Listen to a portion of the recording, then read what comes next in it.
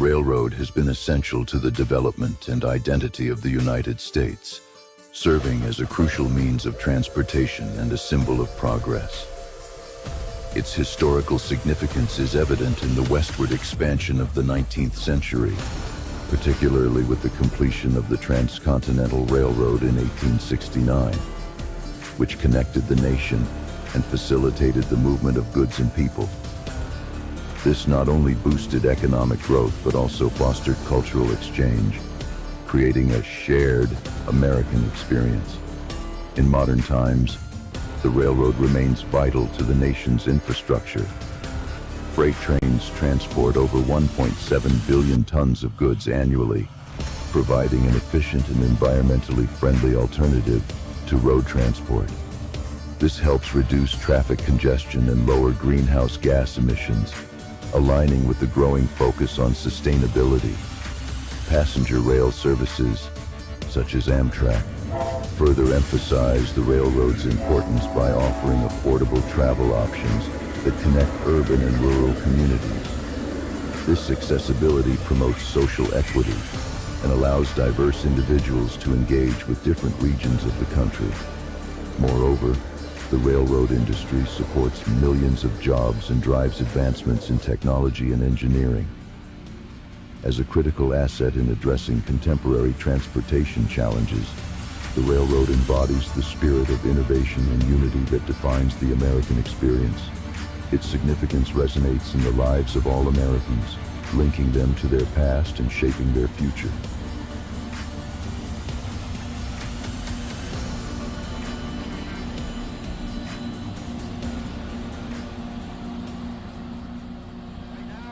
David Coleman on the line right now. Hey, Dave, how you doing?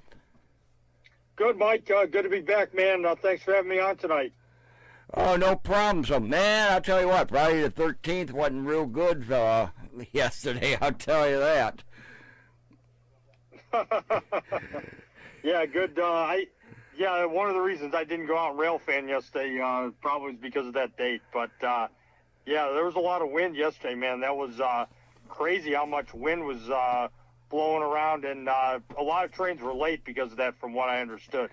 Well, yeah, exactly, though. They had such a low speed restrictions, so especially, when they put the coal train across bay there for a wind barrier, though. I heard that on a dispatch. So, anyway, how you want to proceed, though? I got to look at some of the articles, kind of brief through it, though, most of them, so... where do you want to start? Derailments or the... Yeah, I guess so. Yeah, we got to start with the derailments. Let's start out with the big one that happened on Horseshoe Curve, Mike. I guess, there are two of them that happened on Horseshoe Curve since we last talked. That's what I gather. The most recent one was the one that happened a little bit over a week ago. And, I think what happened here, Mike, it sounds like it was like a jackknife derailment where cars got up in the air, and pretty scary situation. I don't know if did you get to hear the audio at all from that or no? No, I don't think I got to that part. I didn't know there was an audio. I read most of the articles. I have to look for it again. There's an audio for it. It's pretty interesting. It talks like it goes off of the Altoona scanner feed, or one of those feeds that somebody has. I think the guy's name is Mark Lingenfelder. He's a really knowledgeable rail fan around there, and he had some really good insight into it. And his basically what happened is like he got a live play-by-play of it, and people put it up on YouTube. And again, a lot of people are talking about precision railroading and all the things we've talked about. They're lucky it wasn't worse. It blocked all the tracks. We don't know the exact results of it, like what really happened. Somebody said earlier that night, Amtrak went over one of the tracks there on Horseshoe Curve, and they said that I've seen. Yeah. They said that one of the tracks they thought was maybe a little bit damaged. So I don't know why nobody looked into that right away. It's from what I was reading on train orders, they were saying that the dispatcher was really trying to maneuver trains around things there. So did they know about this? Was there something wrong with the tracks? Was it the train itself? I guess we'll have to wait and see what the STB finds out. But the line was closed there, Mike, for about almost 24 hours, which is a long time nowadays with derailments. So that was the derailment that happened last week, and just a frightening thing. I thought one of the comments that was interesting in that live audio was the tank car at the rear of the train was hooked up to the helpers, and the engineer, the conductor, and the helpers did not know what was in the tank car. So a lot of people are wondering, like, how does the people in the helpers, how do they not know what the consist is, and the engineer and the conductor up front do? So that's an interesting thing that they'll have to look into. So that derailment is, really crazy how that happened, and scary. If you listen to the audio, it's a frightening scene. Wow, it is. So you're saying they didn't know what was in these tank cars, or? Well, so the engineer and the conductor up front, who obviously got on the train in Harrisburg did, but so the I guess from what it sounds like, Mike, from what I read on social media and what I kind of plunged through with a lot of different things, they said they were not able to really find out, like the people in the engineer and the conductor and the helpers, they were not able to they don't have a consist sheet, which is incredible to believe because they're shoving that train around a mountain.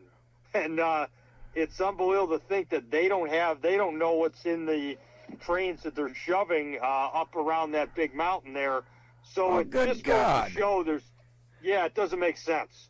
That part of it made no sense to me. Well, they're supposed to, because I know what's in these tank cars when they go by me out here. 9 times out of 10, I know every damn one of them. Some I don't. Yeah, you do a really good job of identifying them. Yep, absolutely. Well, it's because I was part of the emergency management in Lorain County years ago, and I got these big, thick books on hazardous materials and what they all are and everything, and all the UN numbers that you see on the side of these cars, So I do remember a lot of them. A lot I forgot. It's important to know them. I mean, it's a big part of these railroads' business. And, the other derailment that happened on Horseshoe Curve happened, I think, a couple days after we did our last show. That one was a lot smaller, or that one was big, but it didn't block all the tracks. It sounded like that one was more of a, that one just blocked, I think, a couple tracks, instead of all 3 of them there. And it sounded like that Norfolk Southern didn't, they kind of took care of it, and they didn't let the emergency services know for a little while. They just said that this type, the problem is, Mike, when they run these trains around Horseshoe Curve is you got to really, what I'm reading a lot of stuff too about this is you've got to make sure the trains are set up correctly, because if you have the empties in the wrong spot, a few summers ago when they were really starting to implement this PSR stuff, they were putting the empties in the middle, and they were getting these string line derailments. And that was really causing a problem where the trains were tipping over because the weighting of them was wrong. So I don't know. It's going to be interesting what comes out of the first one and the second one. One thing I was talking to a buddy of mine in Toledo about is let's go back to the Conrail breakup like we talked about it a couple years ago with the 25th anniversary. Mm-hmm. This proves that NS got the worst route east of Cleveland. They got a much tougher route across the mountains, where CSX got a very flat route across upstate New York. So the reality is, Mike, it just goes to show that, they got to be smarter how they run these trains. You can't be running 200-car trains and, then you're not giving the guys in the helpers, the engineer and conductor, you're not giving them all the information on what's on your train. So yeah, it's a crazy thing how NS, or does that. I don't know if other railroads run it and do the same thing when they, have helpers on the rear of a train, but seems pretty crazy to me. Absolutely. Yeah, hopefully they'll figure out what happened. It's hard to say what could have caused it. Could have been exactly what you said. It could have been something with the track. Who knows? Maybe the gauge widened. Who knows? Exactly, yeah. I think I saw R.J. Coleman in the scene, though, down there, too, which they're everywhere. They're very famous for cleaning up railroad messes and stuff, so they do a great job. They really do, yeah. They do a good job of it. They cleaned it up fast, and luckily that I don't think NS had to really detour any trains from that last derailment. So, yeah, the R.J. Cormans of the world and Hulcher, they do a very good job of cleaning this derailments up. And the other derailment I was going to bring up, there was one that happened today in Hamlet, North Carolina with CSX. Rumor is that one of the yard engines got loose out of the yard, and it sideswiped the coal train. Mike, wow. Hamlet is a kind of a unique spot. Many moons ago, I did a rail fanning trip there with a few people, and it's an interesting spot because you have a couple lines that really they don't even use that much anymore, like that go north and south of the city. Mainly they're in service only for Amtrak and maybe a local or two. But there's several other lines that come into Hamlet from the west and the east, like the line that comes in from Charlotte and the line that comes in from Pembroke and Wilmington, and the line that comes in from Dillon and Charleston. Those are all pretty important lines on the CSX system, and a lot of coal trains run through there. And I think this coal train was going, I read going to the UP out in St. Louis, and this yard job ran into this train, and it just goes to show that people, they're not paying attention, they're not qualified enough. It just, whatever they're getting trained on, Mike. I don't know if you've seen that YouTube video about the day in the life of a CSX conductor, but yep, I sure let's did. just say that's not a real description of what I've seen those people that. really do. That's pretty fictitious. So I think they need some better training, to say the least, to get to really get their ducks in a row here. Absolutely, I would say. Yeah. I guess we had a minor incident in Alliance, though, too. A minor derailment there, too. Looked like some white powdery stuff or something was laying there from the picture I saw, though. Wasn't anything hazardous or nothing, but I don't recall if they even said what it was, so they probably wouldn't. Unless it's really relevant. I don't know what happened. Yeah, I'm not sure what that derailment was. It sounded like the wheels broke off the car. It almost looked like, I've seen a couple videos on YouTube, one in Florida on CSX and one in Canada on the CN, where trains just break apart, and that's kind of what it looked like there, Mike. So pretty scary stuff that something like that could happen, especially out on a main line in a town like Alliance, where the railroad really goes right through the heart of the town. Yeah, it sure does. And by the way, I took a visit down to Doylestown last Saturday, though, to check out the lumber truck train collision there, and it was a pretty good mess there, I'll tell you that. That video came out, I want to say about Wednesday, or yes, was it Thursday or Tuesday? I get my days mixed up, though. This week was odd days of the week. Next week could be even days of the week. So, anyway, I did put a clip in there, though. Somebody posted on YouTube, though, and I use a little tiny part of the clip, though, showing that same site, though, and where I was, and looking at all the lumber splinters and everything laying around. The crossing signal was knocked out, though. There's pictures of it, though. I don't know if you saw it or not, though. It's there somewhere. But I don't know what day. It was a Tuesday or Thursday's video. I think it was, had to been Tuesdays. Anyway, yeah, it was interesting to go down there since I was in Ripon, though, with Parker Daly, CSX Ohio Rail Fan Plus, so we were doing a joint thing that day, so turned out to be a two-part episode day, so I'm happy. Nice. Yeah, he's got some good videos on his YouTube page. I really like what he does. He's a really good guy. I really like him very well. You know, I'm glad I met him up there that one day in Berea. So ever since we hit it off real good. I don't know what happened to the railroad tie spiker. I haven't heard from him in a long time. So I don't know. I heard he was looking for a summer place in over at Versailles or so, and I haven't heard anything though. I have to run him a line anyway. So anyway, yeah, he's another great guy too. So. Anyway, let's go onward here. Yeah, let's bring in something positive, Mike. We've talked All about right, negative, we need something positive. Yeah, with the derailments. CSX leaders. This is back in March 6th. Attended the groundbreaking of Chick-fil-A's supply new distribution center, Winter Haven, Florida. So a big logistics operations center. Representing more than $150 million capital investment by Chick-fil-A.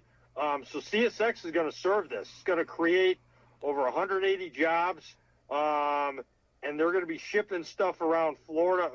All the stuff to all the Chick-fil-A's in Florida is going to be based out of here. CSX is going to serve this, and I think CSX has an intermodal terminal down there, Mike, in Winter Haven in that area. So this is not commuter train territory, so it's CSX owns the track here. So I think this is going to be a big thing for CSX. I'm sure you've been to Chick-fil-A. I've been there a couple times this year to eat. It's probably one of the best fast food places. Customer service wise is very good, and obviously CSX is doing business with a really good restaurant chain here, so I think this is going to really work out for both parties. Okay, I almost lost you. I couldn't figure out what Chick-fil-A is, so we have no such thing around here, though, but I thought we were talking about women there or something. No. It wouldn't be a bad idea, too. But we're talking about fast food, though. If I see one, I'll have to check them out, though, but anyway. Had to throw that in there. Probably closest one to you is probably in maybe like Avon Lake or North Olmsted or somewhere over there. But they're all over the place, Mike. They do a great business. The food is probably better than your average fast food place. So great to see that CSX is doing business with them. Maybe Absolutely. We'll see some Chick-fil-A trailers on some of these intermodal trains. Let's see here. Okay. That'd be nice to see. I have to look it up when I'm out that way, see if I can find one. Usually, if I'm around North Olmsted, Berea, I always go to the Sarku Japanese restaurant to get chicken teriyaki. Boy, that's good stuff, I'll tell you. Sure is. Sarku, chicken teriyaki, there. that's really good. They're famous over there. Anyway, let's go on. Yeah, absolutely. No, it's good call there, chicken teriyaki. Back to Norfolk Southern. Jared Semendinger and Keith Ryder, two guys that probably nobody knows about. Well, you'll know about them now. Back in mid-February, they were working on an assignment as part of the Altoona Helpers. What we're talking about earlier, they're pushing these big monster trains over the Allegheny Mountains. They noticed a man near the tracks and his daughter were stranded. Oh, yeah. I read that, too, on one of your posts. Yeah, go ahead. Yeah, I looked at that. Yeah. So Jared saw that there was a little girl over the bank about 10 to 15 feet below the rails with the Conemaugh River largely frozen at the time. And so they were on this bridge. How they ever ended up there, I don't know. Supposedly the helpers stopped. They called the dispatcher, and they reversed back to see what was going on. I guess they saw that she was in danger. I don't know the full story, Mike, like why the father and daughter were up there. Again, these guys are heroes for saving them. They brought them into the engine. They got them to safety. It really worked. They used different tools that they have on the train to get them out of the father and daughter out of this terrible situation. Couple things I guess it goes back to. Number one, these railroaders, live very tough lives, and when they do, they have to make split-second decisions a lot of time, with these things. And they obviously saved a girl's life here. The father probably was in danger too. What they were doing up by the tracks, I'll never know. I don't think any of us want to know that. But the reality is, Mike, railroaders don't get the credit they deserve. They're really hardworking people. They do a lot of good things for the community, especially in this day and age where the jobs have been cut so much. And the fact that the dispatcher worked with them during this, and just hopefully everyone is safe from this. And there's a lesson learned that, not to be around railroad tracks, and it was interesting the other day, Mike. I was out of town. I was over in Pittsburgh, and a guy was talking. I was at Sheetz sitting eating lunch, and a guy was saying he was talking with his buddy about riding his dirt bike along the Allegheny Valley tracks. And I'm thinking to myself, it's like these people don't understand that, like, you got to expect to train at any time. That's not your property. And so I think, if anything, show some respect for these people who work out there in the railroad and understand that they have a tough job, but they're, in a lot of ways, they're heroes too, because they're working, trying to provide for our economy. And in an instance like this, they save someone's life, maybe two people's lives. Absolutely. Yeah. Yeah, no doubt. Absolutely. No doubt about it. Let's see here. How about we've talked a lot about the cargo theft incidents. A lot of that stuff's been going on, in Memphis and Chicago and different places around the country. And it seems like, Mike, CSX has done some good things here where they're able to, really make a difference in Memphis. They've reduced cargo theft by 80% year over year. And I guess what they started in 2024 was they saw that a lot of people, were breaking into these trains after COVID. So they upped their security with enhanced lighting, enhanced fencing, and access controls.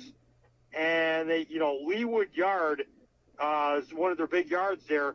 They put a lot of investment into it, to protect these trains that are going in there. Obviously, there's a lot of shipments from Amazon and UPS and stuff like that. So, give CSX a lot of credit for doing something like this. Yeah. And making sure that these trains are secure and there's no issues going on. Well, absolutely. Yeah, getting back to what you're saying, a trespasser. In Ohio, I believe it's felony trespassing if, say, you're driving your ATV along let's say you got a service road down along the track, so where these maintainers and stuff got to get to these bungalow places. So, it's against the law to actually ride down along there. And I don't know what they say about pedestrians walking along, though, but any kind of a vehicle, though, you're not supposed to be driving down there. Unless you got a bona fide purpose for some reason, though, that's a different story. So I don't know what it is in other states, though, but yeah, people don't be driving down alongside the tracks on right-of-way roads, so where the workers have to get access to a certain place. So you could end up blocking their way. There could be some kind of a major issue, and they can't get around there because these paths are sometimes too narrow. But anyway, round crossings and stuff, they always have a place where they pull off and do work, though. It's okay to park there as long as you ain't blocking the bungalow shack or something, though. Technically, when you pull off in that area, you're still on the right-of-way of the highway also, so they don't seem to say anything, though. I even pulled in, off a crossing, though, then back behind a big old I don't know, bunch of brush or something, you know, and park in a little cove area like Peru Center Road is an example, though, and they see me there, though. They come in there. They don't pay no mind. As long as you ain't driving down the pathway making use of a highway or something. You know what I mean. So don't do that, folks. Yep.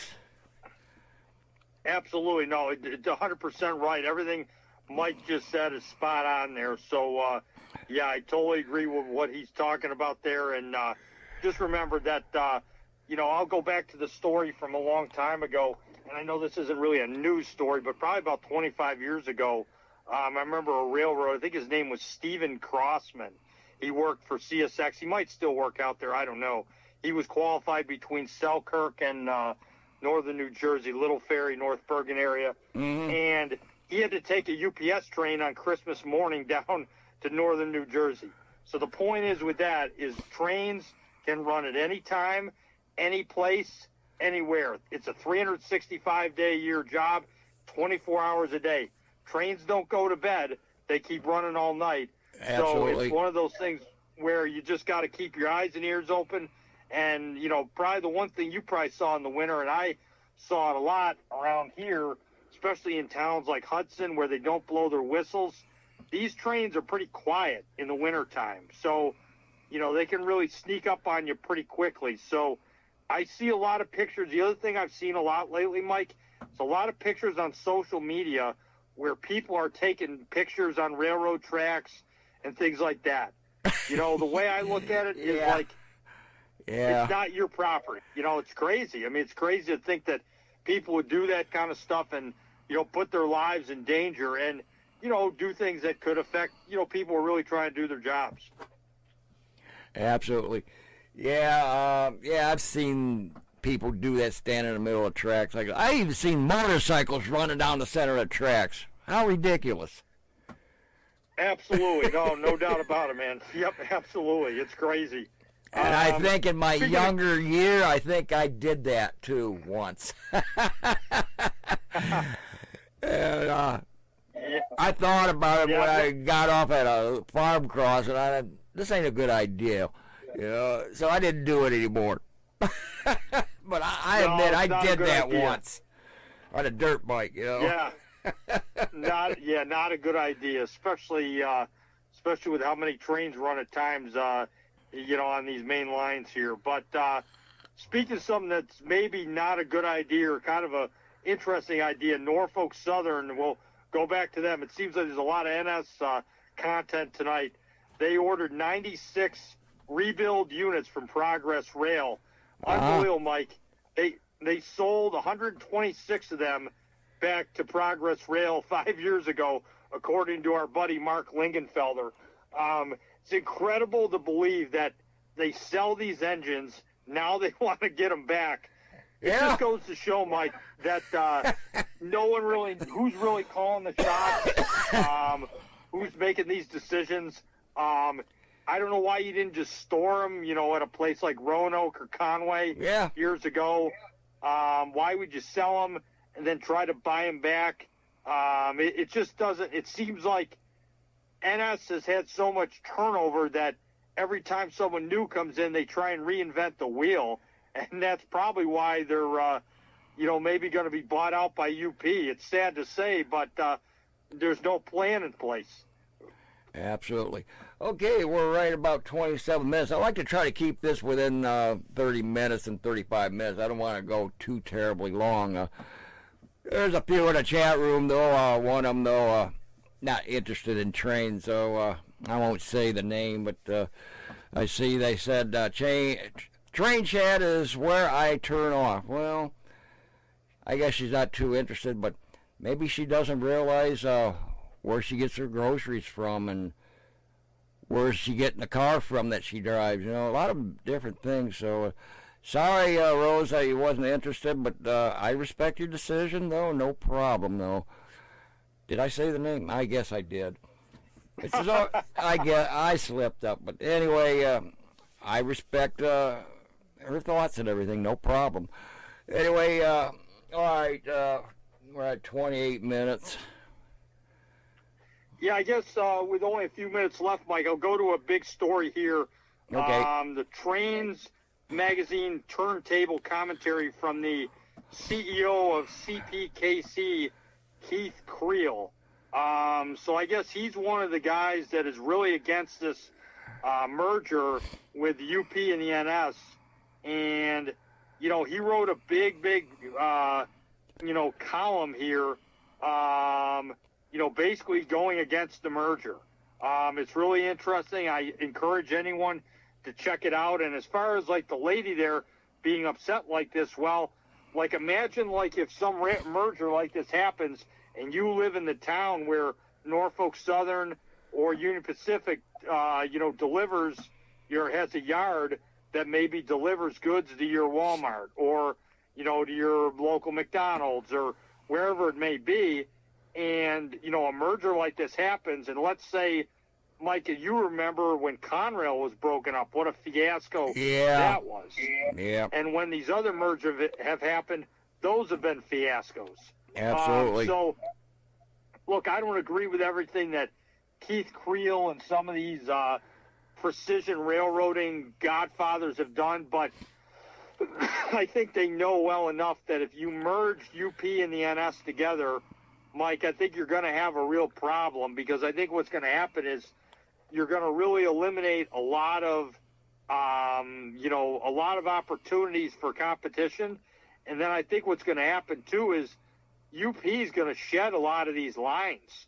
And I think they're going to, it's interesting this summer. I heard it on the news the other night.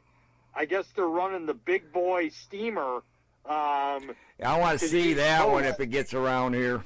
Absolutely. Me too. Yeah, I'd definitely love to see it. And you do wonder, are they running it on routes that they want to, like, inspect and keep? And then are they, like, keeping it off routes that they don't want? So, I think the big picture point is, who knows when this is going to be decided, but we just don't need this merger to happen. It's only going to make the rail industry worse. These employees, have had to work harder than ever because the workforces are smaller than ever. Yep. And honestly, we just don't need this, because it's only going to cause more and more issues. And the only people who are in favor of this is Wall Street.